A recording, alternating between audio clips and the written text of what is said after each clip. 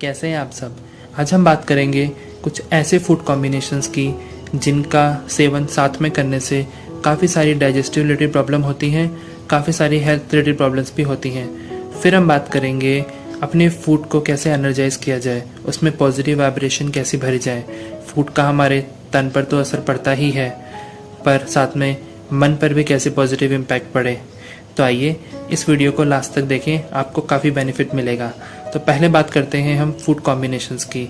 कुछ important food combinations जो हम रोज़मर्रा अपने जीवन में खाते हैं और हमें पता भी नहीं चलता कि इसका कितना बैड इम्पैक्ट पड़ता है हमारी बॉडी पर। तो उसमें सबसे पहला है कुकुम्बर और टमाटो। कुकुम्बर और टमाटो बहुत पसंद किया जाता है एक साथ सैलेड में, पर इसको एक साथ सेवन करने से काफ़ी सारी प्रॉब्लम्स होती हैं।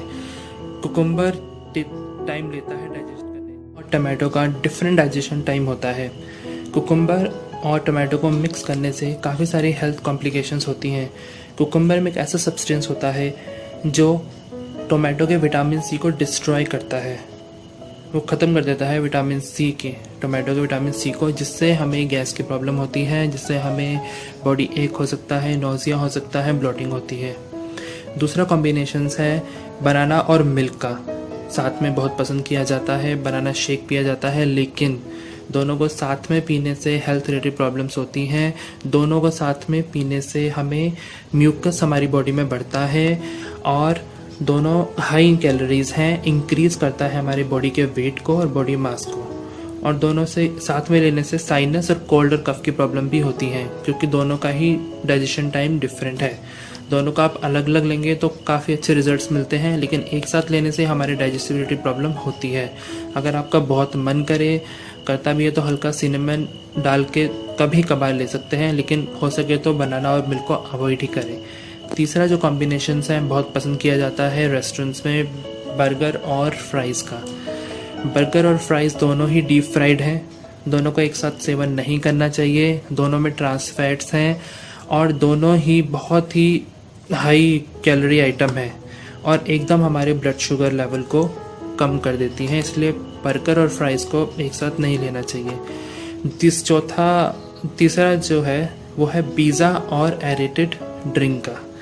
पिज़्ज़ा हट में हमारा पिज़्ज़ा के साथ हमें कोक चाहिए होती है, लेकिन मत लीजिए, क्योंकि जो पिज़्ज़ा होता है वो हाई इन कार्ब्स होता है, उसमें प्रोटीन होता है और अगर हम साथ में कोल्ड ड्रिंक लेते हैं इसकी तो डाइजेशन प्रोसेस हमारा स्लो हो जाता है बॉडी का। और बोथ आर हाईली एसिडिक, दोनों हाईली एसिडिक होते हैं, which cause heaviness and bloating करता है हमारी बॉडी में।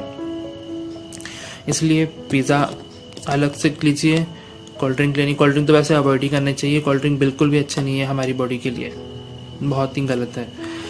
और जो चौथा कॉम्बिनेशन है वो है टी का, कॉफ़ी का आफ्टर मील। चाय और कॉफ़ी हम लोग बहुत पसंद करते हैं, काफ़ी लोग पसंद करते हैं खाना खाने के तुरंत बाद, लेकिन नहीं लेना चाहिए। टी जो है वो एसिडिक in नेचर होती है, हमारे डाइजेशन प्रोसेस में काफ़ी इफेक्ट करता है। टी में क्या होता है, जो हमने खाने से जो हमें प्रोटीन मिलते हैं, उन प्रोटीन का टी अगर हम एकदम से सेवन करेंगे खाने के बाद, वो प्रोटीन को हार्ड कर देती है और खाना हमारा पचता नहीं है, बहुत देर से पचता है। अगर आपको टी लेना ही है तो खाने के 1 घंटे के बाद आप टी ले सकते हैं, लेकिन उससे पहले अवॉइड कीजिए।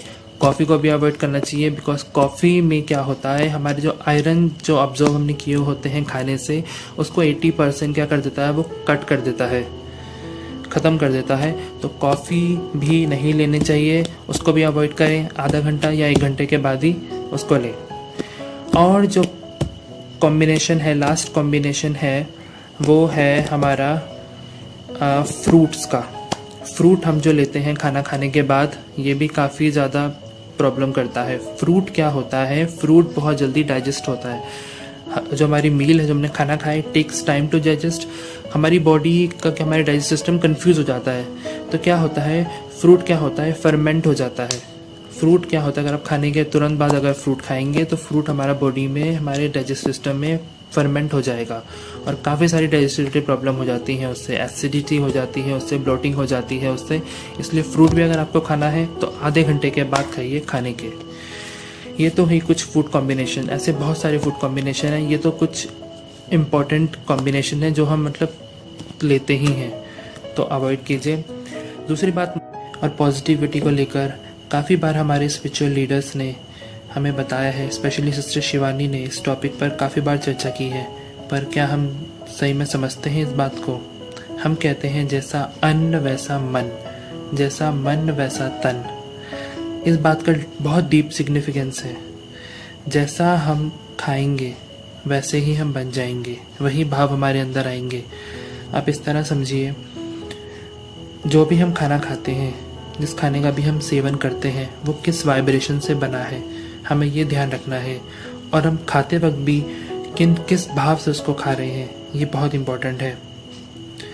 आजकल हम लोग बाहर खाना बहुत पसंद करते हैं। बाहर रेस्टोरेंट में खाना खाया, यहाँ खाना खाया, वहाँ खाना खाया, वो किस वाइब्रेशन में बना है? बाहर जो खाना बनता है वो हमेशा धन कमाने की वाइब्रेशन से बनता है। जो खाना बना रहा है उसके मन में सिर्फ एक बात रहती है, उसे कमाना है।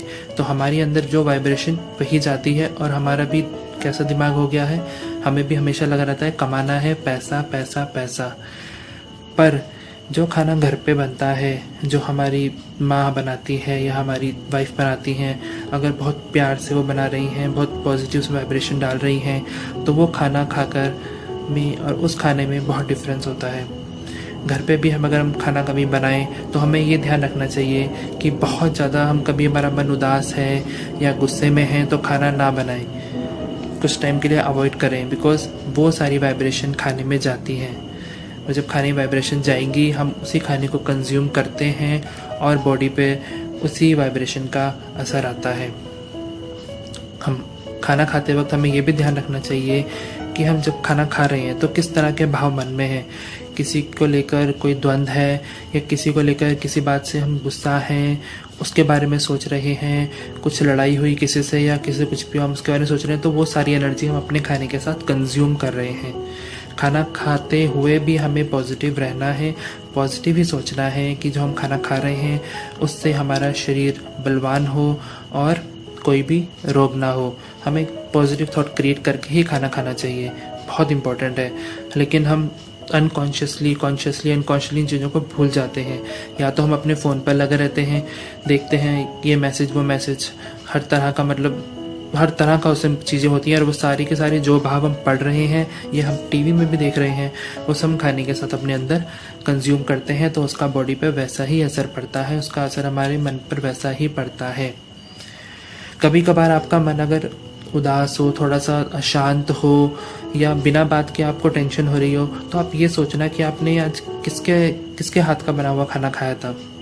ये दिमाग में उस समय थॉट क्रिएट करना और फिर उससे बात करना कि आपको किसी बात की कोई टेंशन है या कोई समस्या है, तो आपको पता चल जाएगा कि कुछ ना कुछ प्रॉब्लम थी। तो हमेशा ध्यान रखें, खाना बनाते हुए मन को शांत रखें, खाना बनाते हुए उस पॉजिटिविटी से खाना बनाएं। या तो हम कोई भी भजन लगा सकते हैं खाना बनाते हुए, तो साथ में वो वाइब्रेशन जाती है।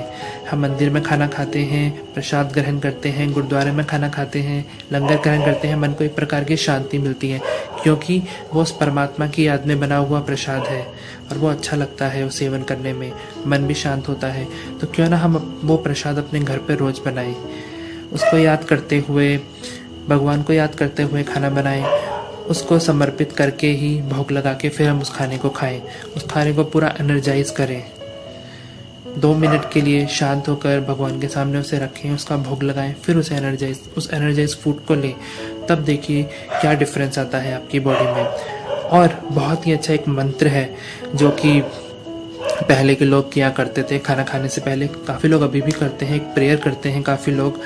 बट एक हमारे हिंदू सनातन धर्म में एक मंत्र बोला जाता है जो इस प्रकार है: ब्रह्मार्पण ब्रह्म हवि ब्रह्माग्ने ब्रह्माहतम ब्रह्मावे तेन गंतव्यम ब्रह्म कर्म। आपको मेरी बात समझ आई होगी, आप करके देखना, प्रैक्टिकल आप करके देखना।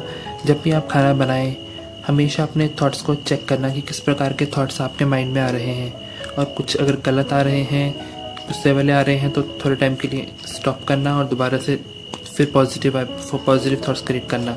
खाना खाते वक्त भी आपको ये ध्यान रखना किस प्रकार के थॉट्स क्रिएट हो रहे हैं। ध्यान रखें, प्रैक्टिकल करके देखें, ज़रूर आपको कुछ अच्छा ही रिजल्ट मिलेगा। अगर आपको मेरी वीडियो पसंद आई हो तो प्लीज़ कमेंट सेक्शन में मुझे बताना, और जितना हो सके अपने फ्रेंड सर्कल में सर्कुलेट करना ताकि ये पॉजिटिव मैसेज सबके पास तक जाए। Thank you very much. मिलते हैं।